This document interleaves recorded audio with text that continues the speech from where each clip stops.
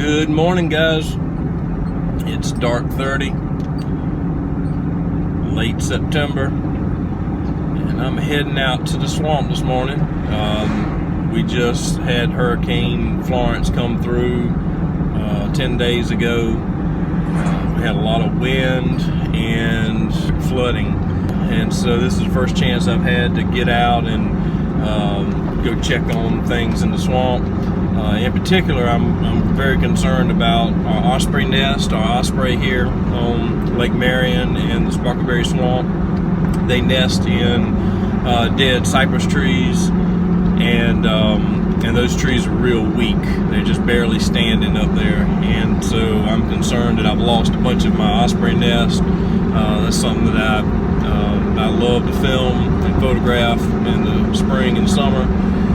So I'm gonna go check on those, see what the status of that is, and also going to try to make some Pythonotary warbler nest. I'm going to try to drill some holes in some trees, because in the spring when you get all the foliage on the trees, it's so hard to find the little nest. It's just a very small little hole, about 1 3/4 inches in diameter. So I'm gonna go out and try drilling some holes in some trees and create some cavities for these little birds to nest in the spring, in areas that are favorable for filming. And I think first thing when I get to the boat landing is it's before dark, it's before daylight now, so we'll set up and just take advantage of the beautiful morning light, try to get some good footage of whatever I see. Birds, alligators, snakes, deer coming through the swamp, whatever I can find. And then later on in the morning when the light gets really bad and harsh, then I'll start going and scouting out these nests and checking on the ospreys. So I'll check back in with you in a little bit. Well, we made it out here in the swamp. Beautiful cypress swamp here. And I've had a ball this morning. It's been absolutely gorgeous at sunrise. Kind of tracking through the swamp and using the Ronin and a DSLR to kind of get some backlit shots, you know, going in and out of the sun through the cypress trees. It's been absolutely stunning this morning.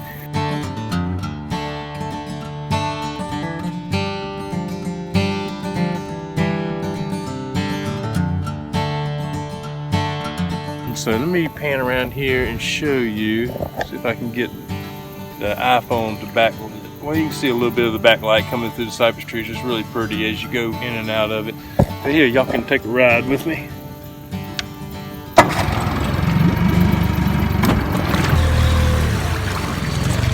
Just going to take you through here and show you how pretty this really is.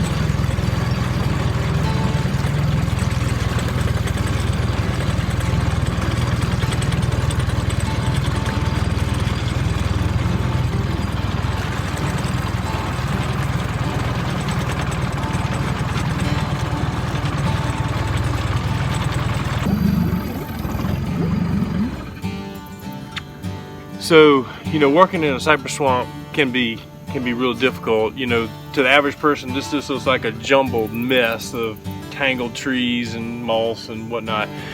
And so, you know, that's where the challenge comes in. You know, it's all about looking for details, those detail shots that all come together and tell a story. In my opinion, cypress swamps are some of the most diverse ecosystems we have on the planet.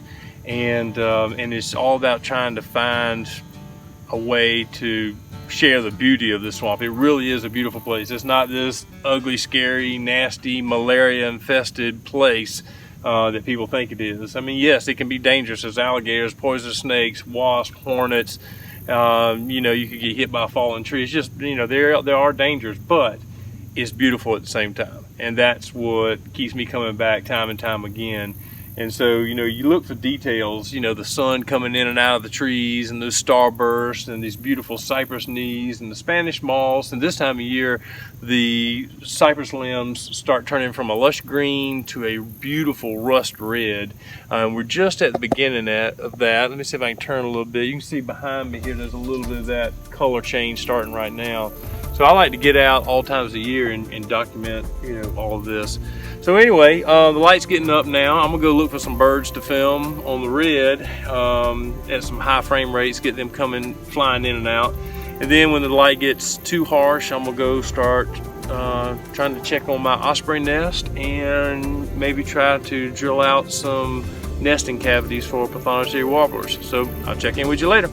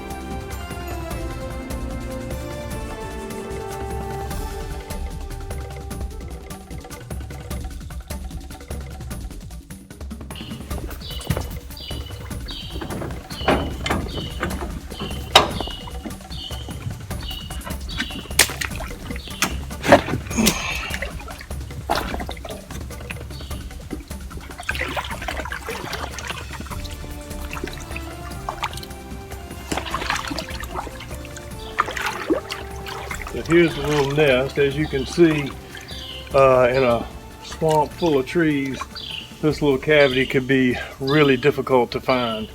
But this is a prothonotary warbler cavity, and as you see, they're not very big. Little tiny bird, beautiful bright yellow bird, prothonotary warbler. Make their home in cypress swamps. That's where they like to be.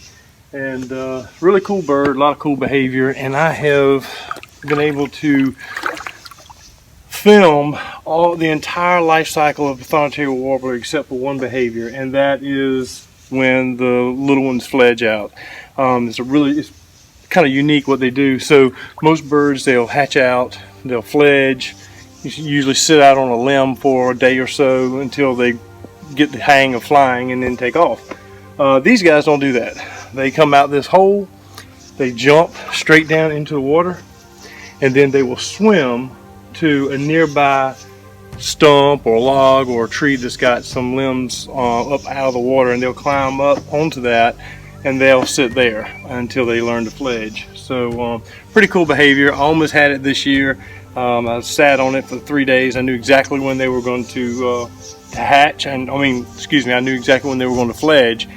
And I sat there, and they didn't fledge that day, so I knew it was going to be the next morning, but I had a trip I had to go on the very next morning. So I sent my buddy out about 11 o'clock the next morning just to check to see if indeed they did fledge, and they did. So I missed it by one morning. So anyway, hopefully this year I'll get it. So I've measured the size of this hole, so obviously they like that size, so I'm going to try to duplicate that on some of these other trees that are already dead and drill a hole in it and produce a nesting cavity for them. So we'll see how that goes.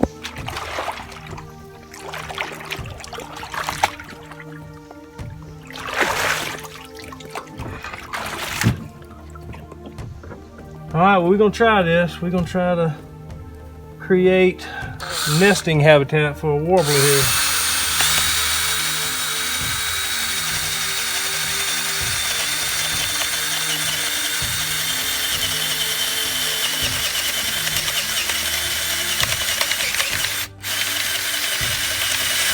That one's not, yeah, it's got a cavity in it.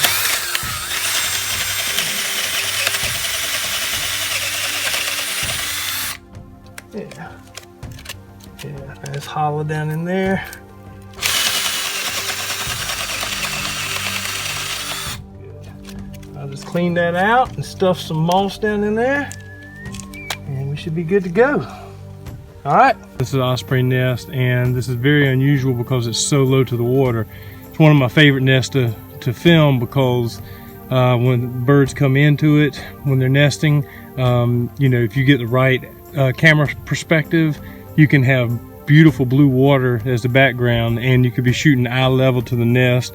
And when they have chicks, you can actually get really good eye level shots of the chicks being fed and that kind of thing. So one of my favorite nests. I'm glad to see it still here. We'll go check on some others. If you can see way out here, there's dead trees standing in the middle of the water. That's where I'm going to check next. This is what I was afraid of. These dead trees had some pretty large osprey nests at the top of them, and the wind has taken out at least 3 of these nests that we had, and they've been here 40-50 years now.